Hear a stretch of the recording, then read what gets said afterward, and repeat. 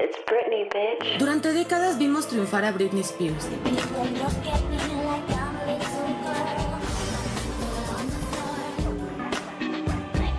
La vimos crecer, cantar, enamorarse, casarse, tener hijos y también perder el control.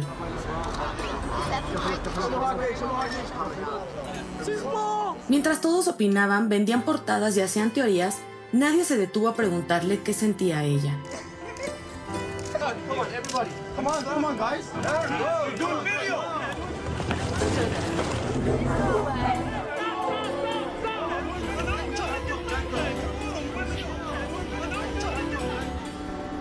Is that one of your biggest wishes? Yeah. I would like for them to leave me alone. Can we stop this? Este video no es un resumen, es un viaje íntimo por su historia, contada con sus propias palabras a través de su libro The Woman in Me.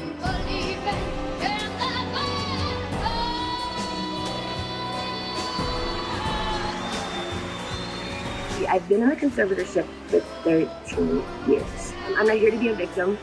Hopefully my story will make an impact and make some changes in the corrupt system. Vamos a recorrer cada capítulo de la vida de una mujer que fue ídola, prisionera, madre, amante, hija y finalmente sobreviviente. Esta es la historia de Britney Spears.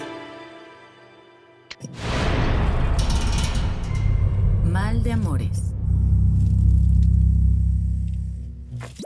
Hola, ¿cómo están? Bienvenidos a otro video. Ya regresamos con la programación normal. La verdad es que tuve un mes un poco difícil por temas personales, pero ya estamos aquí de vuelta, todo bien, todo correcto. Y quería agradecerle públicamente al Dr. Salama porque me ha ayudado mucho desde hace mucho tiempo y pues nada. Muchas gracias, Doc. Y aquí seguimos. El día de hoy vamos a hablar sobre Britney Spears. Vamos a analizar a profundidad cada capítulo de su libro The Woman in Me, desde su infancia hasta su liberación de la tutela legal que la tuvo prisionera durante 13 años. Y vamos a contar y analizar su historia como se merece, desde el corazón y no desde el espectáculo. Parte 1. La niña que cantaba para ser amada. En The Woman in Me, Britney Spears comienza contando su infancia en Kentwood, Luisiana, una pequeña comunidad que ella describe como un lugar donde el aire olía a pino y gasolina. Ahí ella vivió con su familia, conformada por sus padres Jamie y Lynn Spears, y sus dos hermanos Brian y Jamie Lynn. Britney describe una niñez sencilla pero emocionalmente inestable. Durante mi infancia, mi madre y mi padre se peleaban constantemente. Él era alcohólico. En casa, lo normal era que continuamente me sintiera asustada, escribió. Describe a su padre como un hombre duro, con problemas económicos y emocionales, que descargaba su frustración con la familia. En un pasaje del capítulo, menciona que él la criticaba por su cuerpo desde muy pequeña, algo que marcaría profundamente su autoestima. Me decía que no era lo suficientemente buena, ni bonita ni delgada, escribió. Britney describe que desde muy pequeña sintió que su familia vivía entre el amor y la tormenta. Habla del alcoholismo de su padre, quien iba y venía con temporadas de abandono y regresos violentos. Había mucho caos en nuestra casa. La forma de beber de mi padre lo hacía actuar de forma cruel. Ella describe a su madre Lynn como una mujer frágil y emocionalmente dependiente, que parecía necesitar tanto cuidado como sus propios hijos. Britney recuerda episodios y discusiones difíciles entre sus padres y expresa que su corazón de niña no sabía cómo reconciliar la contradicción de sentir por ellos miedo y amor a la vez. Amaba a mi madre y a mi padre, pero siempre tenía miedo, describió. Britney cuenta que en medio de ese caos encontró refugio en el canto y la danza. A los 3 años ya imitaba a Whitney Houston y a Madonna en el espejo de su casa. Me la pasé cantando toda mi niñez. Cantaba con la radio del coche, cantaba cuando estaba triste. Para mí, cantar era espiritual.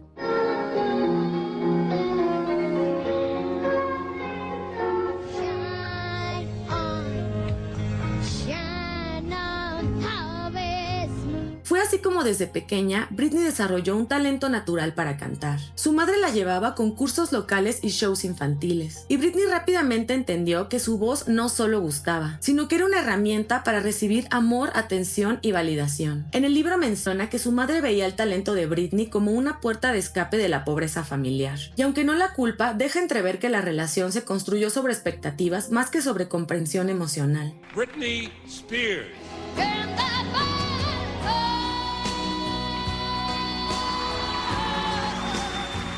Ella recuerda esa época con cariño, pero también con cierta melancolía, porque a la par que su talento crecía, su niñez se iba reduciendo. Cuenta que aprendió a portarse bien, a no molestar, a ser una niña buena, y que eso a cambio la premiaba con cariño y elogios, o al menos con menos gritos. Menciona que se sintió feliz cantando, pero también presionada a hacerlo perfecto, y no entendía por qué. Pero cantar le daba cierta paz, por lo que continuó haciéndolo. Poco a poco ella iba mejorando y comenzaba a participar en pequeñas presentaciones. Desde sus inicios menciona que comenzó a sentir que su cuerpo era observado, incluso antes de entenderlo.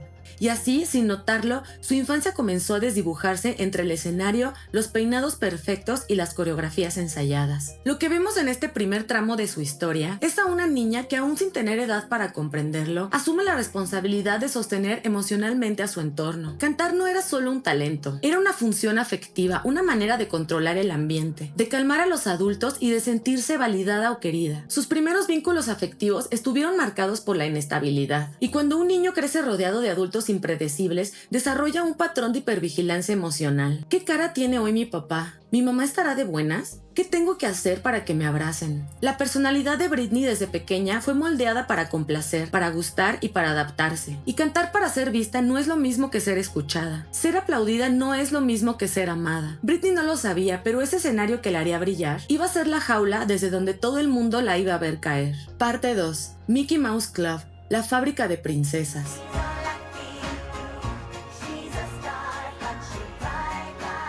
En sus memorias, Britney Spears recuerda con emoción cuando fue aceptada para formar parte de The Mickey Mouse Club, donde compartió escenario con futuros íconos como Justin Timberlake, Christina Aguilera y Ryan Gosling. Tenía tan solo 11 años cuando fue seleccionada. Para ella fue como entrar a un universo mágico donde todo le parecía posible. Había coreografías, clases, luces, atención y sobre todo un lugar donde no se sentía sola y otros niños con quienes se podía identificar.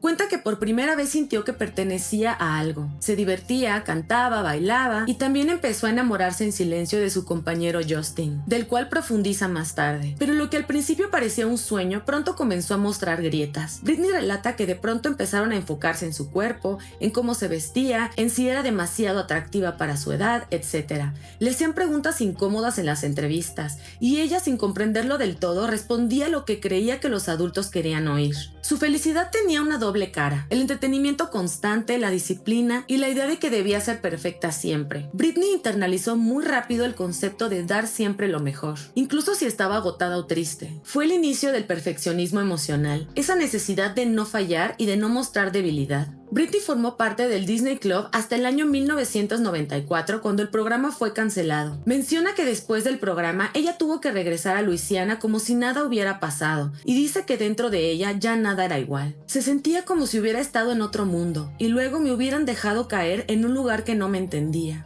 Había probado el brillo, el amor del público y la ilusión de ser vista, y ahora volvía a ser la niña que tenía que buscar cómo volver a brillar. Continúa diciendo que regresar a casa fue el inicio de un vacío interno, una especie de duelo que no comprendía del todo. Era una niña que había vivido como adulta y ahora debía ser niña otra vez, pero ya no sabía cómo hacerlo. También menciona que a los 13 años comenzaría a beber alcohol junto con su madre y a fumar con sus amigos. Lo que describe en este capítulo es la historia de una niña que fue convertida en un producto antes de saber cómo ser persona. Durante su paso por The Mickey Mouse Club, Britney fue empujada a madurar emocionalmente a una velocidad no sana, aprendiendo a hablar, moverse y responder como una pequeña adulta. Le pedían que fuera adorable pero también atractiva. Le decían que fuera inocente pero carismática, que fuera profesional pero sin dejar de parecer una niña dulce. Esto podría generar una fragmentación de identidad que le hacía no saber quién era, porque cada persona esperaba una versión distinta de ella. De igual forma, Britney comenzaría a sentir que su valor estaba en cómo lucía, no en cómo se sentía. The Mickey Mouse Club fue su entrada al espectáculo, pero también fue la salida de su niñez. Ahí no había juguetes ni había recreos. Había vestidores y preguntas sobre la talla de falda que iba a usar. Aunque más allá de todo, lo que Britney anhelaba era pertenecer,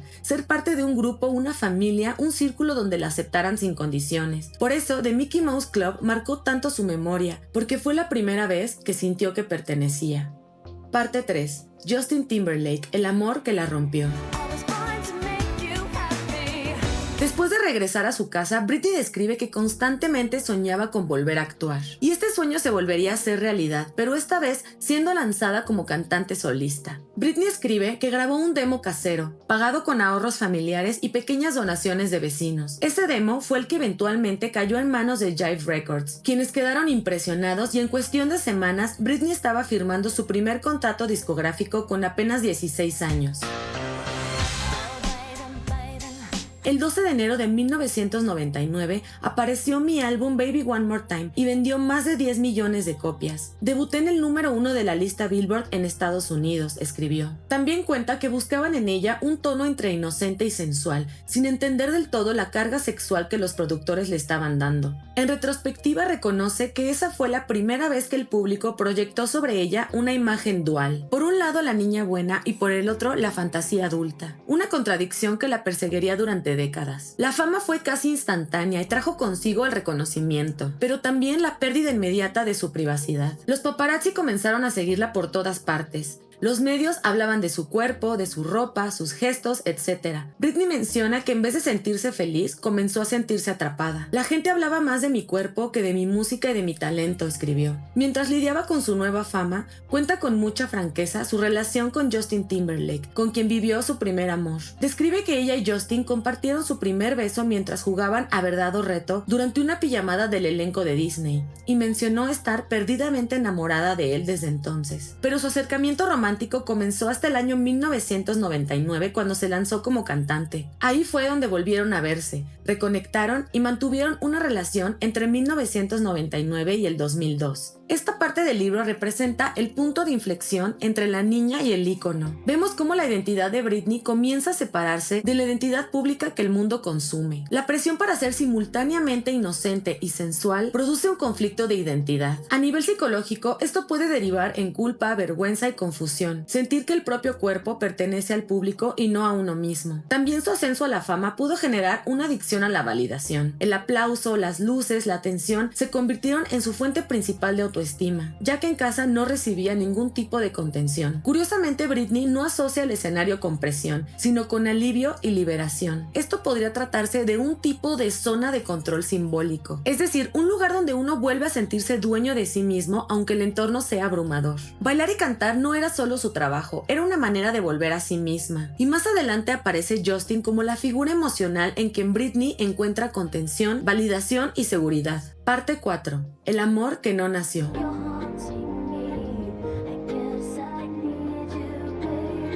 Britney cuenta que Justin y ella compartieron momentos muy personales y que se entendían de una forma que pocos podían hacerlo. Relata que en medio de la fama abrumadora, Justin se volvió una especie de ancla emocional, pero también confiesa que la relación estaba llena de altibajos, infidelidades y mucha presión mediática. Ella expresa que realmente se enamoró de él y que creyó que ese amor iba a ser su salvación. Reveló públicamente y por primera vez que durante esa relación Britney quedó embarazada de Justin. Fue una sorpresa, pero para mí no fue una tragedia. Amaba a Justin. Siempre pensé que algún día tendríamos una familia. Ambos eran muy jóvenes, tenían 18 años, y aunque ella quería tener al bebé, Britney menciona que él no se lo permitió, y que incluso le exigió que terminara con la gestación. Él dijo que no estábamos listos, que éramos demasiado jóvenes.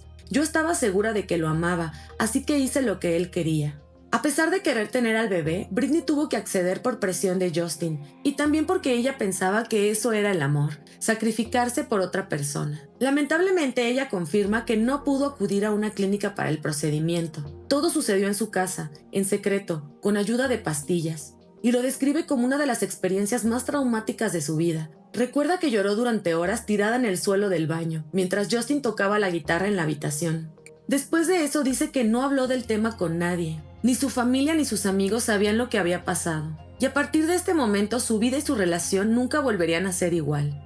Britney insinúa que la distancia emocional entre Justin y ella fue creciendo, que él se volvió muy frío y evasivo y que comenzaron rumores de infidelidad. En esta parte de su historia muestra una combinación de trauma emocional, el dolor de la pérdida de un bebé que ella deseaba tener en completa soledad, además de ser tachada de infiel de forma injusta sin poder dar su versión, porque como recordaremos durante esa época surgieron rumores de que Britney le había sido infiel a Justin, y todo este dolor lo vivía mientras sufría exposición mediática y el juicio de la gente deshumanizándola sola sentimentalmente, además de experimentar la dificultad de lograr una relación amorosa y estable con base en el respeto y el amor. Y todo esto mientras su fama crecía como espuma y se volvía mundial. Y de un segundo a otro el planeta entero tenía puestos sus ojos en ella y en sus movimientos. Lo que vivió Britney no fue solo el término de un embarazo, fue una interrupción de su derecho a decidir, a ser cuidada y a ser sostenida en uno de los momentos más vulnerables de su vida. No fue una decisión propia, fue una concesión para no perder a su pareja. Su decisión de ceder ante Justin refleja una dinámica de autoanulación emocional. Para ella, amar significaba complacer, incluso si eso destruye partes de ti. Creo que este episodio instala en Britney una herida de abandono y, lo más peligroso, una culpa interiorizada. Ella eligió algo que no quería para no perder a alguien que al final de cuentas terminaría yéndose, y en el proceso también se perdería a sí misma. Tras la pérdida del bebé, la relación entre ambos comenzó a deteriorarse. Britney insinúa que la distancia emocional fue creciendo y asegura que él se volvió frío, evasivo y emocionalmente inaccesible. Él le decía que necesitaba espacio, pero en ese espacio comenzaron las sospechas y los rumores de infidelidad. Al muy poco tiempo después, Justin terminó con ella por un mensaje de texto. Estaba destrozada, no podía creer que alguien a quien amaba tanto pudiera ser tan frío.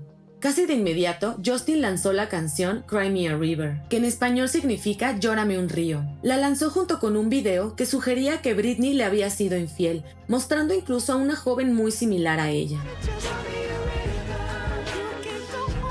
Cuando lo vi sentí que me habían explotado, como si mi dolor se hubiera convertido en entretenimiento, describió Britney. Pero menciona que Justin para ese entonces ya la habría engañado numerosas veces anteriormente. Sin embargo, el mundo tomó la versión de Justin como la verdad absoluta, por lo que la trataron como la villana, la fácil. Y mientras él salía en televisión ganándose premios y burlándose de la situación, Britney se hundía en la vergüenza y en el dolor. Yo nunca le fui infiel, ni una sola vez, afirmó Britney. A partir de ahí, ella se convirtió en el blanco favorito de la prensa amarillista. Constantemente programas de televisión la ridiculizaban. Los medios publicaban titulares crueles y ofensivos sobre ella. Los entrevistadores la confrontaban con preguntas humillantes sobre su vida privada y sexual. Se volvió un tipo de moda burlarse de Britney. Fue en esa época en que comenzaría a salir de fiesta con Paris Hilton y Lindsay Lohan, mientras solía intoxicarse con alcohol y con medicamentos como Adderall, usado para tratar el TDAH. Esto lo hacía, en sus palabras, para poder disfrutar de al menos unas horas sintiéndose menos triste y deprimida.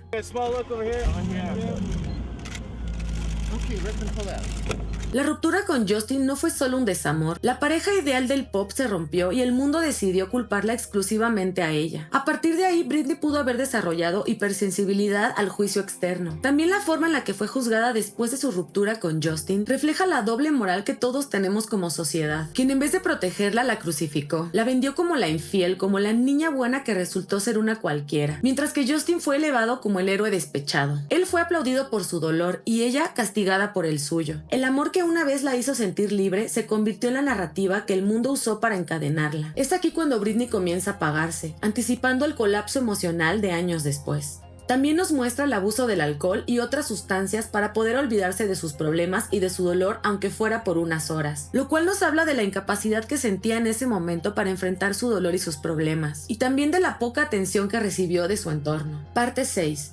Un hogar roto.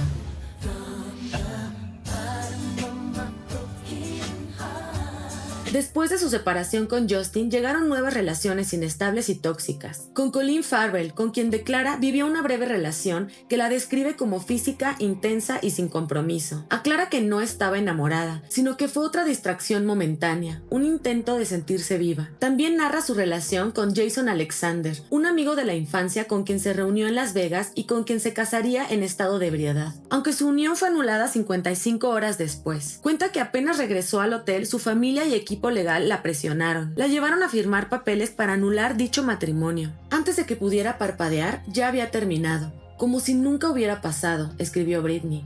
Por lo que pude entrever en su libro, a ella no le dolió realmente la anulación de su matrimonio, sino que se sintió humillada y anulada ella misma otra vez. La anulación, como ella menciona, no fue solamente del matrimonio, sino de su propia voluntad. Mientras el éxito seguía canción tras canción, álbum tras álbum, Britney era una artista de talla mundial observada por millones de personas. El acoso de la prensa se intensificaba y la seguían para fotografiarla o grabarla en absolutamente todo momento. De hecho, si ustedes se meten a YouTube y buscan Britney Paparazzi, van a encontrar cientos y miles de videos. En verdad, el acoso que recibía Britney era una locura, una cosa insostenible. Aquí Britney narra los años más oscuros de su vida, la maternidad, su divorcio y su colapso emocional. Cuenta de la relación que tuvo con Kevin Federline, un bailarín que conoció en un club de Hollywood en el año 2004. Ella describe a Kevin como alguien carismático, encantador y muy diferente de su entorno. Describe que era espontáneo, libre y parecía ofrecerle lo que más necesitaba: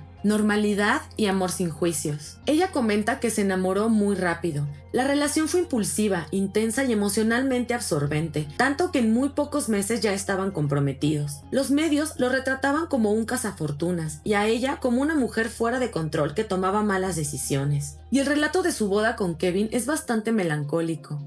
Ella describió: cuando me casé con Kevin, lo hice con todo el corazón. Por un momento sentí paz. Pensé que esto era todo, la vida con la que había soñado. Si me miran a los ojos, en las fotos de mi boda lo verán. Estaba tan enamorada y tan lista para comenzar una nueva etapa de mi vida. Quería tener hijos con este hombre, quería un hogar, quería envejecer con él. Y lamentablemente esa sensación de estabilidad sería breve. Britney y Kevin tuvieron 2 hijos, Sean Preston Federline y Jaden James Federline. Describe que después de su segundo embarazo, ella sufrió una depresión postparto bastante severa, pero nadie a su alrededor lo tomó en serio ni se acercó para ayudarla. No hubo descanso del trabajo, de la maternidad, de los problemas. Tampoco hubo atención ni contención emocional. Britney recuerda que incluso su familia la juzgaba en lugar de ayudarla. Le decían que debía agradecer todo y dejar de quejarse. Y la presionaban para sonreír y aparecer en medios y entrevistas como sin nada. Todo esto mientras Britney estaba viviendo una depresión clínica sin tratamiento ni apoyo emocional. El aislamiento, el acoso mediático y el agotamiento físico y psicológico crearían la fórmula perfecta para su colapso. Mientras ella intentaba adaptarse a la maternidad, Kevin Federline comenzó a distanciarse. Britney lo describe como ausente, distraído y cada vez más enfocado en su incipiente carrera como rapero, que en realidad nunca despegó. Finalmente, Kevin Federline terminaría su relación después de 3 años. Britney menciona que esa ruptura fue el golpe final. Había construido su nueva vida entera alrededor de la idea de tener una familia, y cuando esto se desmoronó, se sintió sin identidad ni rumbo. Los medios ya la trataban como una mujer inestable, pero en el libro deja claro que lo que realmente estaba ocurriendo era una depresión postparto severa combinada con pérdida de apoyo emocional y abuso mediático. Cuenta que no dormía, lloraba constantemente y que se sentía atrapada entre ser madre y ser un producto. Sentía que me estaba ahogando y nadie podía oírme.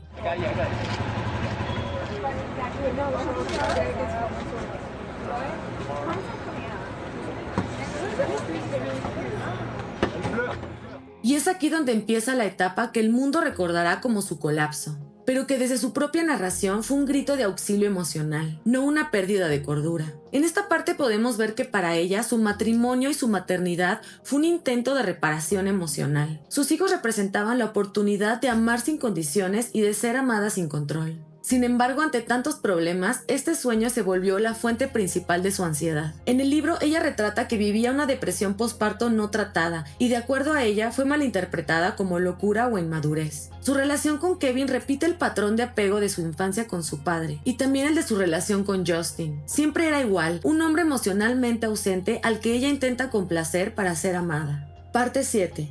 La princesa sin corona.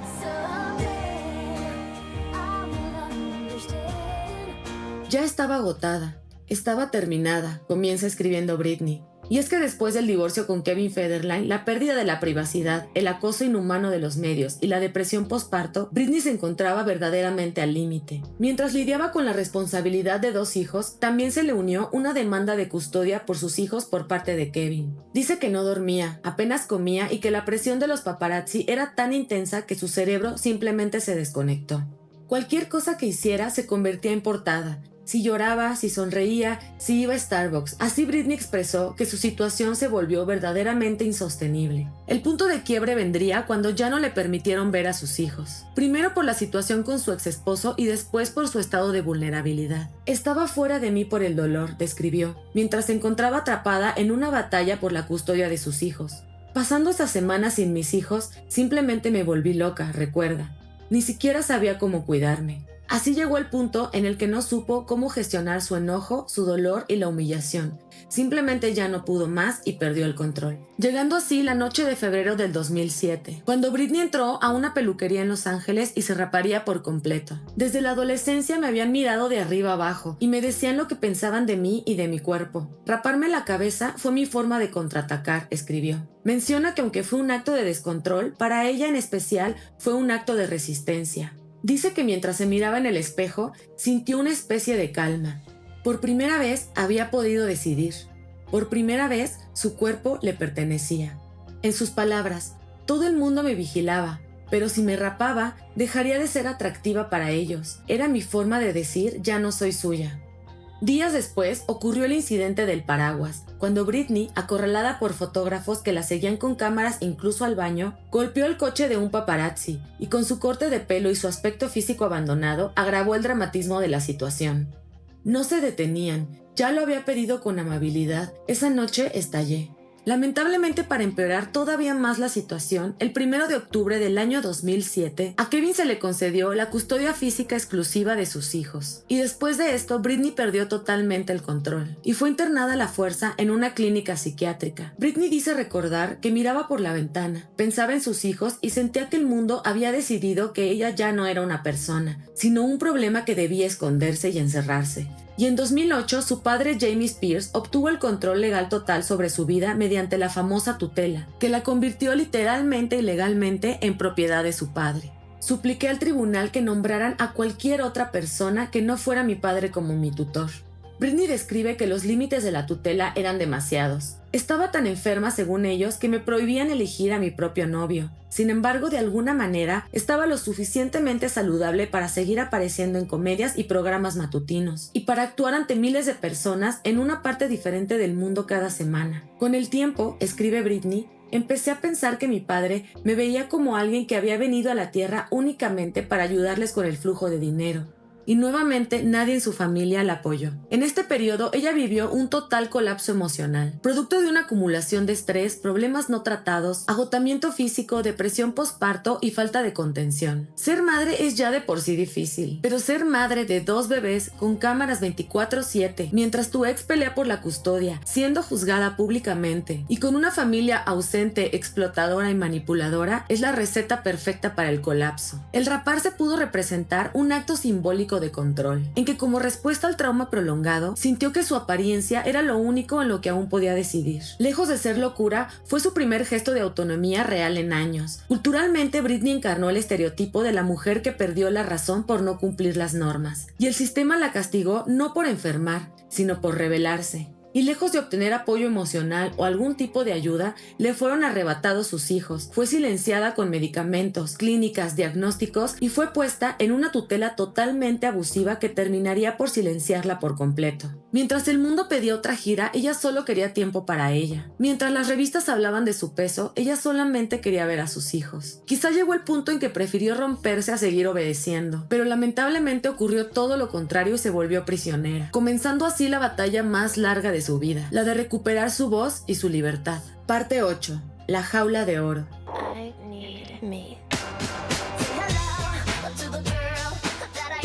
Después del colapso emocional del 2007, comenzaría una etapa de su vida totalmente limitada. Durante 13 años, Britney no pudo manejar su propio dinero, tomar decisiones médicas, elegir sus proyectos, casarse, ver libremente a sus hijos, manejar, ir a ningún sitio sin permiso o vigilancia, incluso quitarse el DIU o cambiar de método anticonceptivo. Y aunque ella escribe que soñaba con tener otro hijo, esto le fue prohibido. En sus memorias, Britney describe esos años como un infierno de obediencia forzada y vigilancia constante. No podía conducir, no podía hacer una llamada telefónica sin permiso, me vigilaban incluso cuando me cambiaba de ropa. Relata que era obligada a seguir trabajando, y si no accedía le quitaban cosas básicas como el acceso completo a sus hijos, su teléfono o la simple libertad de salir. Inclusive era medicada en contra de su voluntad con medicamentos fuertes como el litio, que es utilizado para el tratamiento de episodios maníacos, para el trastorno bipolar o manía depresión, y se usa junto con antipsicóticos. En ese momento dejé de pelear. Me convertí en un robot. Ella describe que esto la dejaba completamente desconectada y fuera de sí. También describe cómo su padre le hablaba constantemente sobre su cuerpo. Tienes que estar más delgada, nadie te va a querer gorda. Mencionó que en muchas ocasiones lloraba en camerinos rezando por tener un descanso, pero no había descanso. Había compromisos, había millones de dólares, había conciertos y contratos firmados con una firma que no era la de ella. Britney comenta que durante años creyó que debía seguir obedeciendo para evitarse más problemas, y aunque estaba atrapada, ella comenzó a notar un cambio en el mundo exterior. Fans comenzaron a publicar el hashtag Free Britney, convencidos de que la tutela era abusiva. Al principio ella ni siquiera sabía que existía este movimiento, ya que su equipo le ocultaba las noticias y tenía prohibido el acceso al celular. Yo no sabía que la gente estaba luchando por mí, mencionó. Cuando finalmente lo descubrió, sintió una mezcla de esperanza y culpa. Esperanza por no estar sola y culpa por no poder responder. Fue el primer indicio de que su voz podía recuperarse. Por primera vez en años me sentí vista, afirmó. What do we want? Free Britney! When do we want it? Now! Este capítulo habla de un tipo de violencia estructural disfrazada de protección. Lo que Britney vivió bajo la custodia fue una forma de explotación, validada por un sistema judicial que no protegió su humanidad, sino que la convirtió en un activo económico manejado por terceros. Ella vivía bajo condiciones en las que cualquier intento de autonomía era castigado. Fue tratada como una persona incompetente, pero también como una mujer lo suficientemente útil para hacer giras, vender discos y llenar teatros. Y aquí hay una paradoja brutal. Si ella estaba tan inestable que no podía decidir sobre su cuerpo, ¿por qué sí estaba apta para trabajar todos los días durante años sin parar? Britney, en medio de todo esto, desarrolló un trauma complejo, desconfianza total del entorno, desconexión emocional, resistencia pasiva, es decir, obedecer por miedo, síntomas depresivos, ansiedad y culpa internalizada. Ella no solo vivía encerrada en una habitación, estaba encerrada en un sistema, uno que le decía que si se portaba bien, tal vez algún día podría ser libre. Durante 13 años, Britney vivió para los demás, cantó para otros, bailó para otros y cobró para que otros cobraran su cheque. Pero aún en la oscuridad, esta parte termina con una semilla de esperanza, descubrir que la gente estaba luchando por ella. Parte 9. El juicio de una mujer rota.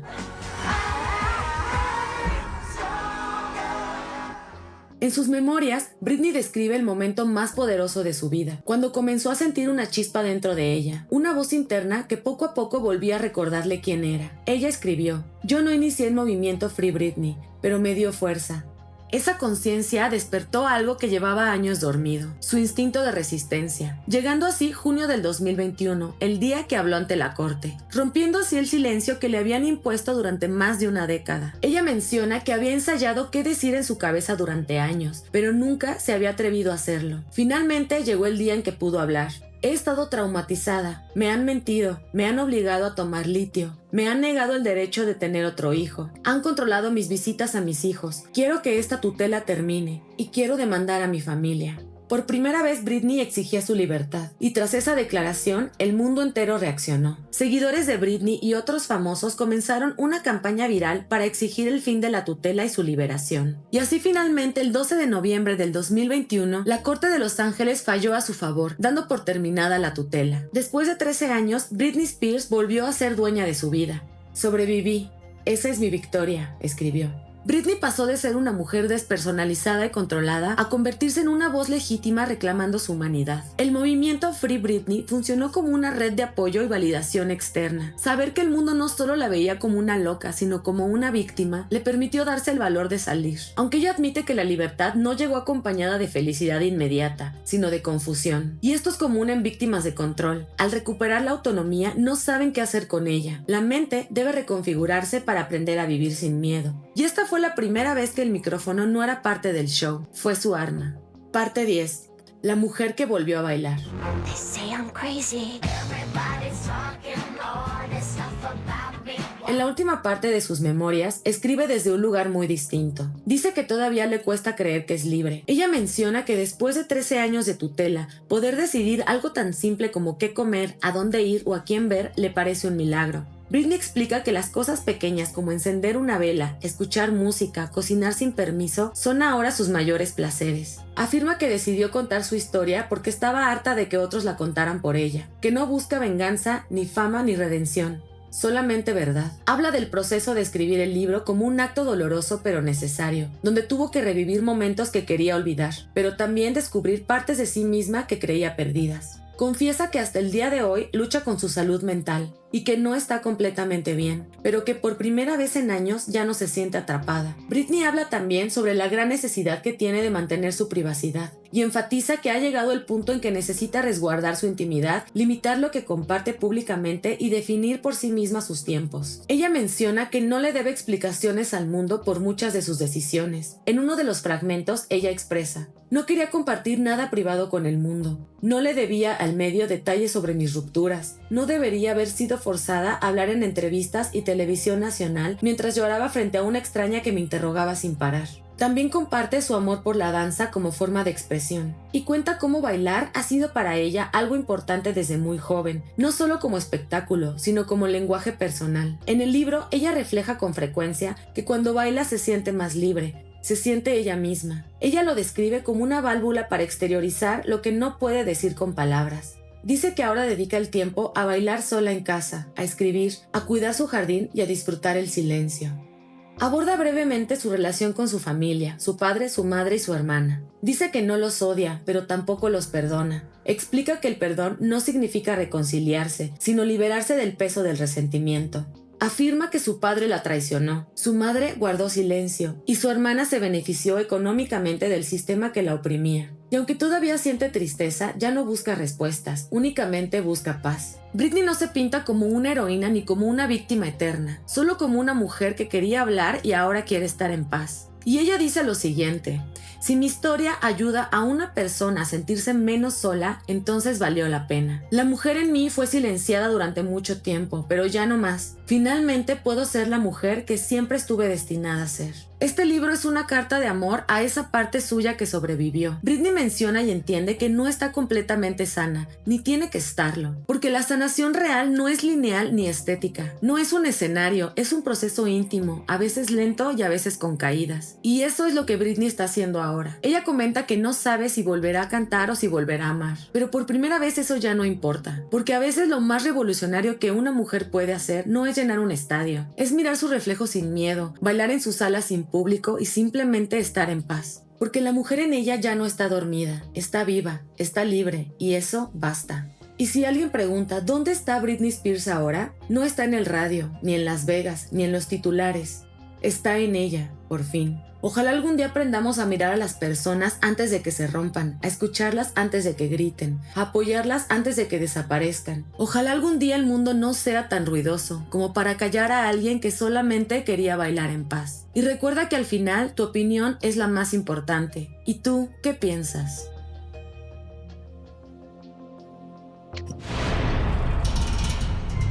Mal de amores.